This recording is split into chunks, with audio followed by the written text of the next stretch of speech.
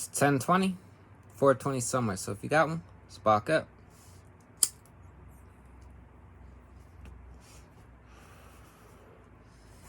All right, Sunday night rants. Tonight's rant will be about today's events in downtown Portland and on the outskirts of Portland out by 122nd. Where the Proud Boys and Antifa did what they've been doing since Trump got elected, battling it out in the streets. To be clear, where I stand when it comes to Antifa and the Proud Boys, I find both groups to be counterproductive. I don't support either group. And I've always had the opinion that we should just give them a field somewhere out in the middle of nowhere, set up some cameras up high, put them on opposite sides of the field, drop a whole bunch of weapons in the middle of the field, and let them have at it. In a place where other people, innocent people, can't be hurt.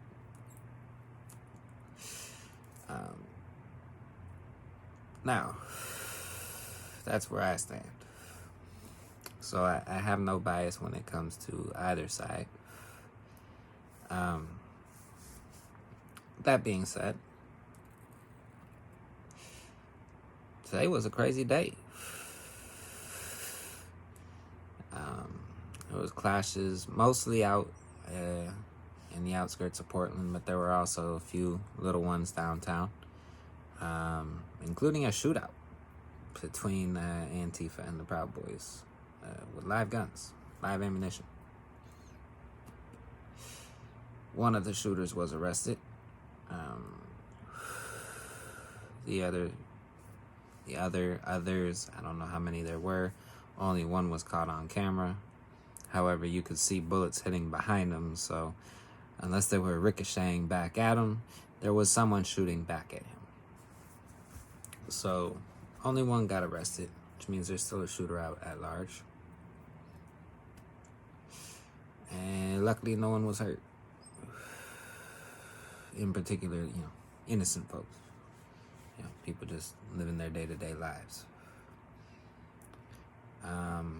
From what I've been able to gather, I've watched a whole bunch of videos, been going through different Twitter feeds and shit, trying to get as much information as I could. And from what it sounds, there was about 350 Black Bloc Antifa members downtown Portland. So the Proud Boys decided to have their rally out at an old abandoned Kmart building, closed down Kmart out in 122nd, which, opposite end of Portland. There was about 150 of them. Then a group of 50 or so Antifa members drove out to 122nd for the confrontation. Fireworks were thrown, paintballs were thrown, pepper balls, pepper spray, bats, batons, shields. It was a clusterfuck. Someone had an old van.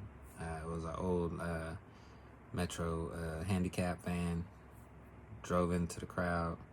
Then it got flipped and smashed out. There's another video of a guy getting his truck smashed up and getting dragged out of it. And I know he was Antifa. However, they don't show what led up to it. So I'm not going to say who's right or wrong in that situation. Because, I didn't see what happened. Did he drive and almost hit somebody? If he did, then, by their own standards and what they did all last summer, if someone drove through their crowd, that person got dragged out of the car and got their ass whooped. So if he drove through the crowd of Proud Boys and the same thing happened to him, that's called karma.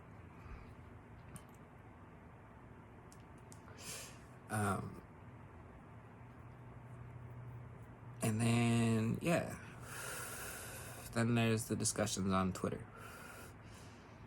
And it's funny because of all the videos I've seen from the events of today, I saw many non-white people at one of these in the events today.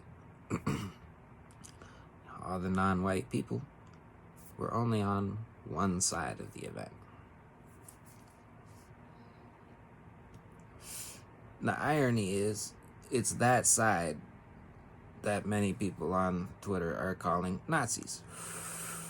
So you have the all-white Black Bloc Antifa group going against, a mostly white but multiracial group, and it's the the slightly multiracial group that's being deemed as Nazis and white supremacists,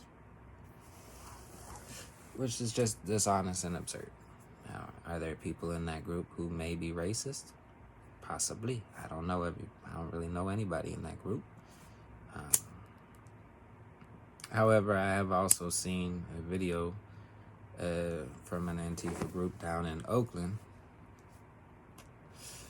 where they were having a rally, a Stop the Gun Violence rally in Oakland. You had members of the community. It was a black community. And they were out there with police talking about things that they could do. And you had Antifa show up and try to, bash against the police. And then when, the black people who were there came and told them, like, yo, get the fuck out of here. Like, you don't live in our communities. This doesn't concern you. And I believe one of them said, our children are dying in the streets every day. And then one of the Antifa fools, at the hands of police. Now, yes, police do kill a lot of people in this country. However, their body count doesn't rank as high. It's still bad. Still needs to be fixed.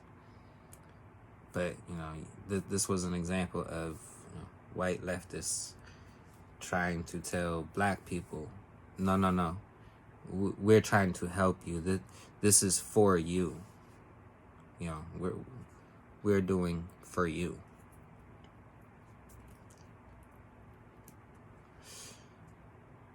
And nothing screams white supremacist more than thinking that your white ass knows what's better for black people than black people. That is literally you thinking you are better than them because you know what's good for them and they don't. Like, they need you to. That puts you're putting yourself on a higher pedestal above them. And then they have the audacity to call other people white supremacists, which is just projection. Now, the Proud Boys, they're equally as useless, as I've said. Antifa, they're all banging against other working class people. Like, our fight is with the establishment. And when I say our fight, I mean we the people. All 300-something million people that are not a part of government. Because right now the government is running amok, along with the big corporations. What did Mussolini? I think it was Mussolini. His definition of fascism was the lucrative.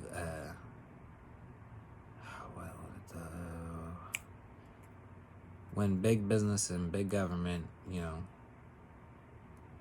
convene for lucrative. The lucrative. Shouldn't have smoked this joint. Either way, I can't remember the exact quote, but it had to do with big business and big government coming together for big money. And that's what we are living in. And what are we doing? We're banging against each other. most places around the world, they're banging against their government. We're banging against each other. And we are getting nowhere. In fact, if anything, we're just going to have more and more rights stripped from us as this continues. Look what happened January 6th. To be clear, I viewed it as a riot. I hear all this shit, insurrection and coups and all that. It was a riot. You had a bunch of you had people acting a fool, vandalizing shit, breaking shit. Maybe some people went in with the hopes that they could get a hold of a politician. I don't know. Not in their heads. But you also have 80-year-old, 60, 70, 80-year-old old ladies walking through, being helped down the stairs by a police officer. So to say that was, some massive coup attempt, even though, FBI just came out and said that there was no evidence to show any sign of a massive coordinated effort. Were they covering their own ass? I don't know. But but look what's coming out of that. We're getting more surveillance. Now we have, we used to have the war on terror abroad, which got us surveilled. And now we're getting the war on terror home, which is going to be even more surveillance and more, and when you have every big tech company working with the Pentagon and,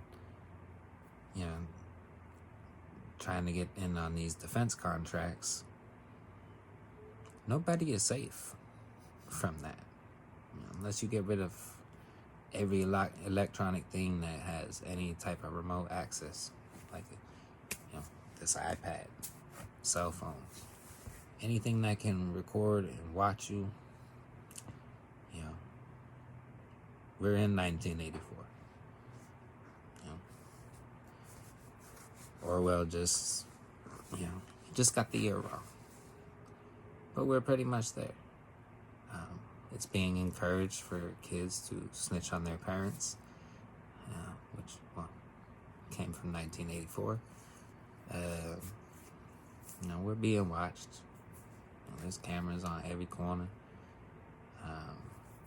Now you have people who have all the doorbell cameras, and they have access to these cameras.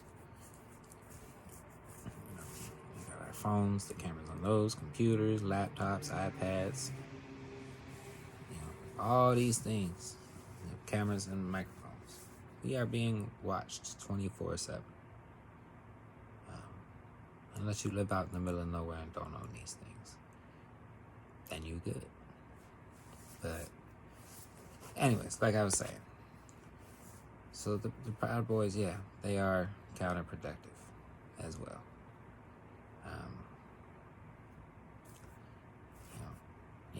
They think they're fighting for freedom, but all they're gonna do is end up helping us lose freedom.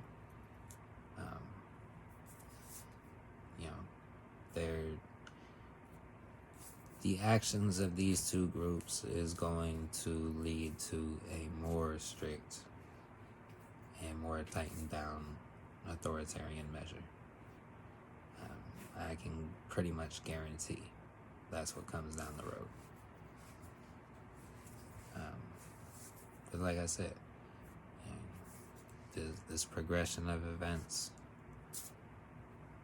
it's not good. But back to Portland. Like I said, this been going on since Trump got elected. The day he got elected, that night there was riots in Portland.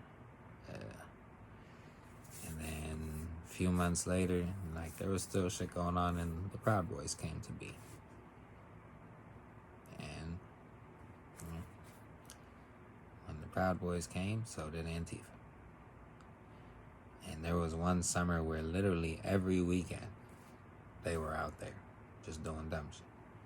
That's why I've always said, fuck it. Throw them all in the field, let them have at it. But just there's a lot of shit being thrown from both sides at the other side. And if you do enough of your own homework, look up enough of watch enough of the shit for yourself, you'll see there's no real innocent side, if you will. You know, both sides showed up expecting a fight, and sure enough, a fight ensued. Fight ensued. But yeah, kind of wasn't planning on going this long. Not feeling really good. But yeah, Portland.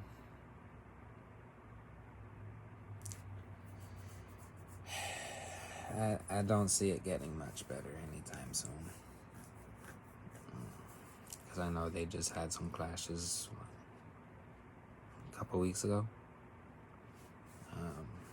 It was a Saturday event where there was a small group of religious people who were holding a little thing, and Antifa showed up at the park down by the waterfront, and Antifa showed up and, broke up the event.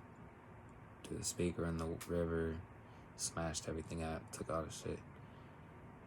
And the very next day, you had a massive gathering in the same area. And the Proud Boys were included in that. Some Antifa showed up, and yeah, clashes ensued. It's tribalism getting to, and it's escalating. Last summer somebody got shot. This summer you had people shooting back and forth across the street in the middle of the day. Let's be clear, middle of the day, shooting across a busy street. Like I said, I don't know who fired first. But either way, it's still a dangerous situation to be firing back and forth in a broad, middle of the day on a Sunday when, most people would want to go downtown, go to the shops, shit like that. But yeah, let me go ahead and end it there. I've already gone longer than I originally planned. Let me know what you think about the Antifa Proud Boy situation down below. If you support one of them, if you dislike both of them, go ahead. Be interested to hear other people's takes on what's going on with all this, because like I said, I don't see any good coming of it. Now, what's gonna come of it? Antifa has no real power. The Proud Boys have no real power. Neither group is part of the establishment. Both have a cultish cling to their tribe in the establishment, but neither are part of the establishment and benefiting from it. So, yeah, but that'll be it. I'm sorry, sick. Y'all have a nice night. Thanks for watching. Stay blazing.